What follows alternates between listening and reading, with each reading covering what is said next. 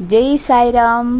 అందరికీ నమస్తే, అందరికీ గుడ్ మార్నింగ్. ఒక కథ చెప్పుకుందామా?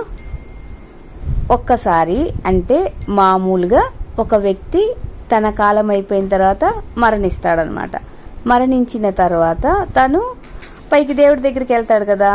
దేవుడి దగ్గరికి వెళ్ళినప్పుడు ఇతను చేసిన పాపానికి పుణ్యానికి రెండిటికి స్వర్గం నరకం ఉంటుంది. ఎప్పుడైనా ఫస్ట్ నరకం ఉంటుందంట, తర్వాత స్వర్గం ఉంటుందంట. అట్లాంటప్పుడు ఇతను చేసిన పాపానికి నరకలోకంలోకి తీసుకెళ్ళిపోతారు. అతన్ని తీసుకెళ్ళిపోగానే అతను అలా చూస్తాడు నరకాన్ని మొత్తాన్ని. పెద్ద హాల్ అంట. ఆ హాల్లో అందరూ కింద పడి చెత్తలో చెదారంలో దొల్లుతూ ఉంటారంట. చాలా అశుభ్రంగా ఉంటుంది అక్కడి ప్లేసు. మనుషులు కూడా మంచిగా లేరు, గలీజ్గా ఉన్నారంట. ఉండేటప్పటికి ఇతను అందరినీ చూసి ఆశ్చర్యపోతున్నారు. ఎన్ని నెలల నుంచో అన్నం తినకపోతే బక్క చిక్కిపోయి ఉన్నారు అందరూ. బక్క చిక్కిపోయి కింద పడి దొల్లుతూ ఏడుస్తూ ఉన్నారు అందరూ. ఎందుకు వీళ్ళందరూ ఇలా ఉన్నారు అని ఆలోచించుకుంటూ అలా చూస్తుండగానే కొంత సమయానికి కొన్ని గంటలు మోగుతాయి. మోగంగానే అందరూ భోజనానికి పరిగెత్తుతారు. పరిగెత్తినప్పుడు ఎక్కడికి వీళ్ళందరూ పరిగెత్తుతున్నారని చెప్పేసి వాళ్ళతో పాటు కూడా ఇతను పరిగెత్తుతాడు. పరిగెత్తిన తర్వాత ఒక పెద్ద హాల్ ఉంటుందంట. ఆ హాల్లో పెద్ద టేబుల్ వేసి ఆ టేబుల్ మీద రకరకాల భోజనాలు అంటే పిండి వంటలు, స్వీట్స్, ఫ్రూట్స్ మొత్తం ఉంటాయి అన్నమాట. వీళ్ళందరికీ చైర్స్ కూడా వేసి ఉంటారు. ప్రతి ఒక్కరు వెళ్ళి ఆ చైర్స్లలో కూర్చోవాలి. కూర్చున్న తర్వాత వాళ్ళ చేతికి ఏం చేస్తారు అంటే పెద్ద పెద్ద గంటెలు కడతారు. అంటే స్పూన్ టైపు పెట్టి చేతికి పెట్టి కట్టేస్తారు. రెండు చేతులకి కట్టేయంగానే ఇంకా వాళ్ళు ఆ పెద్ద పెద్ద గంటెలతో తినాలి ఫుడ్. పెద్ద పెద్ద గంటెల్ని తీసుకొని మనం ఇట్లా నోటి దగ్గరికి తీసుకురాలేం కదా. అలా తినడంలో వాళ్ళ ఫుడ్ మొత్తం కింద పడిపోయి ఏదో కొంచెం కొద్ది గొప్ప తిని సరిపెట్టుకుంటారు. అంటే సమయం అయిపోగానే ఇంకా వాళ్ళని ఫుడ్ దగ్గర నుంచి లేపేస్తారు. లేపేయంగానే ఇంకా వాళ్ళు పక్కకు వచ్చేస్తారు. ఇంకా తినేది ఏముండదు. అట్లా వాళ్ళు బక్క చిక్కిపోయి అశుభ్రమైనటువంటి ప్లేస్లలో గలీజ్గా ఉంటారు. అదంతా చూసి ఇతనికి ఏంటి ఇది ఇలా జరుగుతుంది, ఏంటి ఇంత పెద్ద గంటలు కడితే మేము ఎలా తినాలి పెట్టడానికేమో అన్ని టేబుల్ నిండా పెట్టారు, ఎందుకు వీళ్ళు తినలేకపోతున్నాము మేము అని చెప్పేసి ఆలోచించుకుంటూ ఉంటాడు. తర్వాత కొన్ని రోజులు నరకం అయిపోయిన తర్వాత మళ్ళీ తనని స్వర్గలోకానికి తీసుకెళ్ళాలి. మళ్ళీ స్వర్గలోకానికి అతన్ని తీసుకెళ్ళిపోతారు.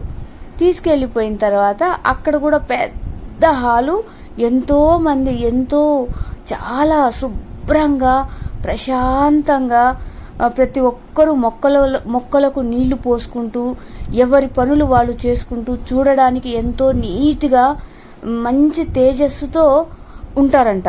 ఏంది వీళ్ళు ఇంత చక్కగా ఉన్నారు మనుషులు. ఆ ప్లేస్ అది కూడా ఆ వాతావరణం ప్రశాంతంగా ఉంది. ఇతనికి ఎంతో హ్యాపీ అనిపించి అక్కడ చూస్తేనేమో వాళ్ళు ఆ రకంగా బక్క చిక్కిపోయి ఉన్నారు.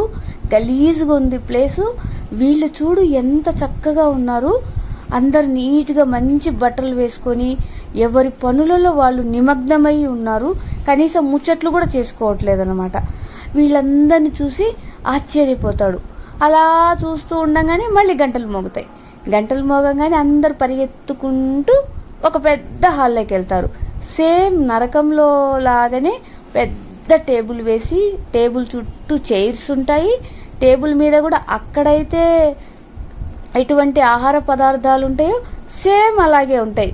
సేమ్ నరకంలో లాగే స్వర్గంలో కూడా పెట్టారు అని ఆలోచించుకుంటాడు. వీళ్ళందరూ వెళ్ళి కూర్చోగానే వీళ్ళ చేతులకి మళ్ళీ పెద్ద పెద్ద గరిటెలు పెట్టి తాళ్లతో కట్టేస్తారు. ఇంకా తినమని చెప్తారు. తినడానికి కొంత సమయం అయిపోగానే పక్కకు వచ్చేసేయాలి. అలా కట్టిన తర్వాత బెల్ మోగిస్తారు. బెల్ మోగించిన తర్వాత ఇక్కడ జరిగిన ఆశ్చర్యం ఏమిటి అంటే అక్కడ ఎవరికి వాళ్ళు తినాలి అంటే పెద్ద పెద్ద స్పూన్లతో తినలేము. కానీ స్వర్గం లేకొచ్చేసరికి వీళ్ళు ఏం చేశారో తెలిసిన పెద్ద పెద్ద స్పూన్లు కట్టారు కాబట్టి వాళ్ళకి ఎదురుగున్న వాళ్ళకి తినిపించుకుంటున్నారన్నమాట. ఆ ఎదురు ఉన్న వ్యక్తి ఇతని ఎదురు ఉన్న వ్యక్తికి ఇతను తినిపిస్తున్నాడు. అంటే ఎదుటి వారికి సహాయం చేయడం ఇక్కడ దాని అర్థం. ఎదుటి వారికి ఎప్పుడైతే మనం సహాయం చేస్తామో మనకు సహాయం అందుద్ది. అటువంటి ప్లేస్ ఏదైనా స్వర్గంతో సమానమని ఈ కథలో ఉన్న నీతి. ఓహో, అందువల్ల వీళ్ళు ఒకరినొకరు సహాయం చేసుకోవడం వల్ల టేబుల్ మీద ఫుడ్ మొత్తం క్లీన్ అయిపోతుంది, అందరు శుభ్రంగా తింటారు, హ్యాపీగా వాళ్ళ పనులు వాళ్ళు చేసుకుంటూ ఉంటారు. అతనికి అది అర్థమవుతుంది. అదే లెక్కలో అక్కడ పెడితే అజ్ఞానంతో వాళ్ళు మేమే తినాలి అనే స్వార్థంతో టేబుల్ మీద పెట్టిన ఆహారం మొత్తాన్ని కింద పోసుకొని గలీజ్ చేసుకున్నారు.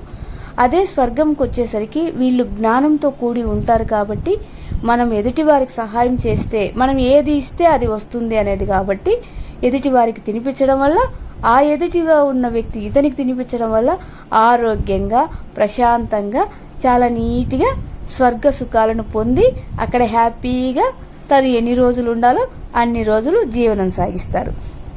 ఈ కథలో మనం అర్థం చేసుకోవాల్సిన నీతి ఏమిటి అంటే, ఏది ఇస్తే అది వస్తుంది అనేది ఒక్క మాట అయితే ఎదుటి వారికి సహాయం చేయడమే స్వర్గంతో సమానము.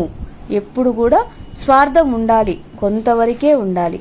ఎదుటి వ్యక్తికి ఏదో ఒక రకంగా చేతనైన సహాయం కానీ మనం ఉపయోగపడితే మనకు మన జీవితానికి ఒక సార్థకత ఉంటుంది. Thank you Sairam.